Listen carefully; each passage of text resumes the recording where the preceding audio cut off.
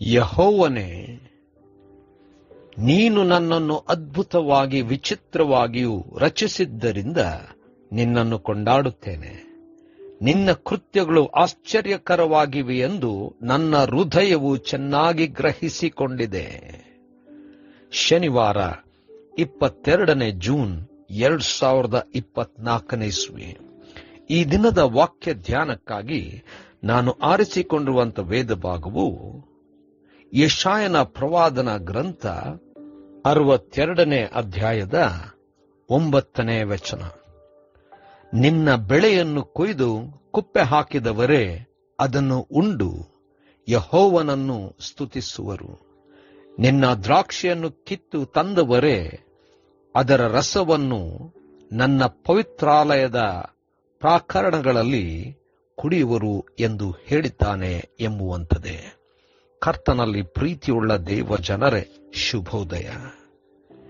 ನೀವು ಶ್ರಮಪಟ್ಟಂತ ಪ್ರತಿಫಲವನ್ನು ನೀವೇ ಹೊಂದುವುದಲ್ಲದೆ ಆ ಫಲವನ್ನು ಅನುಭವಿಸುವಂತ ಆಶೀರ್ವಾದವನ್ನು ದೇವರು ಕೊಡುವಂತವನಾಗಿದ್ದಾನೆ. ದೇವರ ನಾಮಕ್ಕೆ ಸ್ತೋತ್ರ ಉಂಟಾಗಲಿ.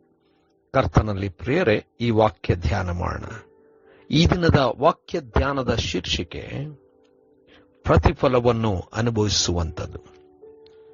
ಕರ್ತನಲ್ಲಿ ಪ್ರಿಯರೇ, ಯೆಶಾಯನ ಪ್ರವಾದನ ಗ್ರಂಥದ 62 ಅಧ್ಯಾಯದಲ್ಲಿ ದೇವರು ತನ್ನ ಜನರನ್ನು ವಿಮೋಚಿಸುವಂಥದ್ದನ್ನು ಬಹಳ ಸ್ಪಷ್ಟವಾಗಿ ಬರೆಯಲ್ಪಟ್ಟಿದೆ.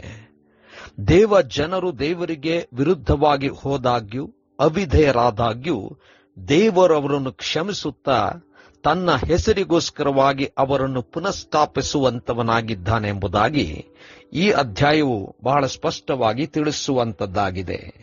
ಅವರು ಕಳಕೊಂಡಂಥದ್ದೆಲ್ಲವನ್ನು ಪಡಕೊಳ್ಳುವಂಥವರು, ಅವರು ಶ್ರೇಷ್ಠವಾದಂಥ ಆಶೀರ್ವಾದಕ್ಕೆ ಪಾತ್ರರಾಗುವಂಥವರು. ಮತ್ತು ವಿಶೇಷವಾಗಿ ಈ ವಚನದಲ್ಲಿ ತಾವು ಬೆಳೆಯನ್ನು ಬೆಳೆದಾಗ ಆ ಬೆಳೆಯನ್ನು ಅವರು ಕೊಪ್ಪೆ ಹಾಕುತ್ತಾ ಅದನ್ನು ಅನುಭವಿಸುವಂತ ಆಶೀರ್ವಾದವನ್ನು ಕೂಡ ದೇವರು ಕೊಡುವಂತವನಾಗಿದ್ದಾನೆ. ಕರ್ತನಲ್ಲಿ ಪ್ರಿಯರೇ, ಅನೇಕ ಸಂದರ್ಭಗಳಲ್ಲಿ ಶ್ರಮ ಪಡುವಾಗ ಪ್ರತಿಫಲ ಸಿಗುವಂಥದ್ದು ಖಂಡಿತವಾಗಿಯೂ ಎಲ್ಲಾ ಸಮಯದಲ್ಲೂ ಸಾಧ್ಯವಿಲ್ಲ. ಅನೇಕ ಸಂದರ್ಭದಲ್ಲಿ ಪ್ರತಿಫಲ ಸಿಗಬಹುದು, ಆದರೆ ಫಲ ಸಿಕ್ಕಾದ ನಂತರವೂ ಕೂಡ ಆ ಫಲವನ್ನು ಅನುಭವಿಸುವಂತ ಸಾಧ್ಯತೆ ಕೂಡ ಅನೇಕ ಸಂದರ್ಭದಲ್ಲಿ ಇರುವುದಿಲ್ಲ. ಆದರೆ ದೇವರು ತನ್ನ ಜನರಿಗೆ ಕೊಡುವಂತ ಆಶೀರ್ವಾದವೇನೆಂದರೆ, ನಿಮ್ಮ ಶ್ರಮ ಅದು ಪ್ರತಿಫಲದಲ್ಲಿ ದೇವರು ನಿಮಗೆ ಬರುವಂತ ಸುಗ್ಗಿಯಲ್ಲಿ ಕೊಡುವಂತವನು.